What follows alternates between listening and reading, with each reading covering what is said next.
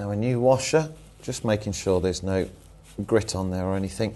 We can just slide that straight on and make sure it's nice and evenly faced. If it's on at an angle, you won't be able to push it on. So put it on, take your time, just give it a gentle push up.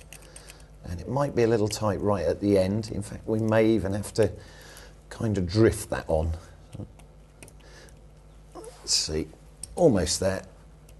Like I say, just always with this sort of thing, go opposites and give it a little push along. And then our O-ring, as with most of these things, just to make the job a little bit easier, make it seal better and make it slide better, get it nicely coated up. Now these can be a real wriggle, so we'll see how we do. You may have to use a little screwdriver just to ease it up over the splines there. And be careful, especially if you've only got the one kit to hand. You don't want to split it. So just lift it over ever so gently, just as far as you need.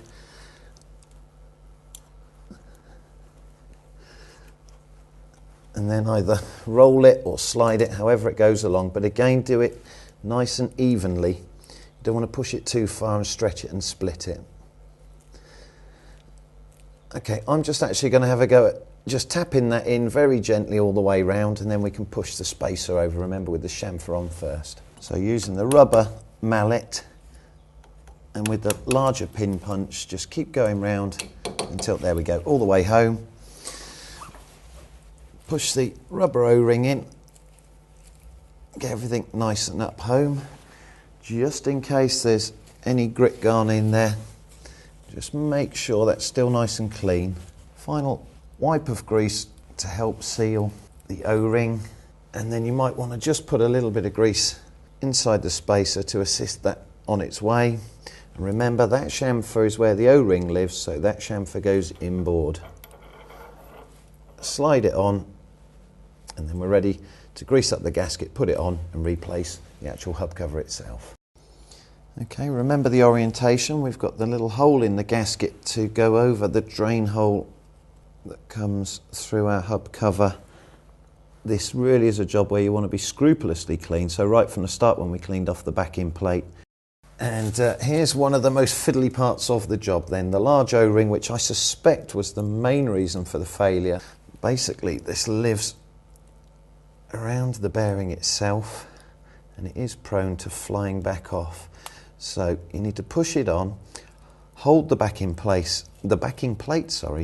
in place, and this is one of those jobs where you could probably do with a friend to hand. Bit of grease over the face of the hub carrier, and then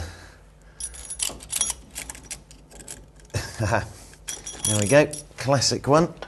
This is what you've got to watch out for back at home. That O-ring has come out, and that's probably what the last mechanic had issues with. If it starts to frustrate you, walk away, have a cup of tea, come back and give it another go.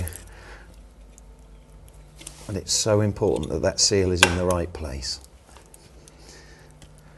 And then as soon as you've got it all lined up nicely, you can just loosely feed a couple of bolts in diagonally and then just make sure that that seal's in the right place. So just doing it by hand to start off with, and then you can feel if that rubber seal is going in nicely. If you were to just do it with a ratchet, you might miss it and cut that O-ring in two, like the last non-VW mechanic had done. Well, it doesn't matter whether you've got a split, an early Type 3 or a Beetle, it's 36 foot-pounds is the torque you need on the hub carrier. It's the same for all years and all models. Once you've got the hub seal carrier actually torqued down into place, there's one final job to do before we can finish off, and that is just to clean off, again with a bit of solvent, brake cleaner or whatever, any grease or any gearbox oil that might still be floating around, because obviously the next job is going to be to replace the brake shoes themselves.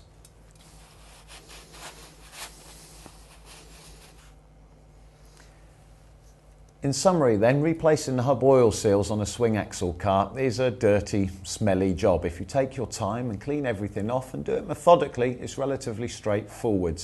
And of course, once it's done, it does mean you won't have to top up your gearbox oil anymore and your brakes are going to work.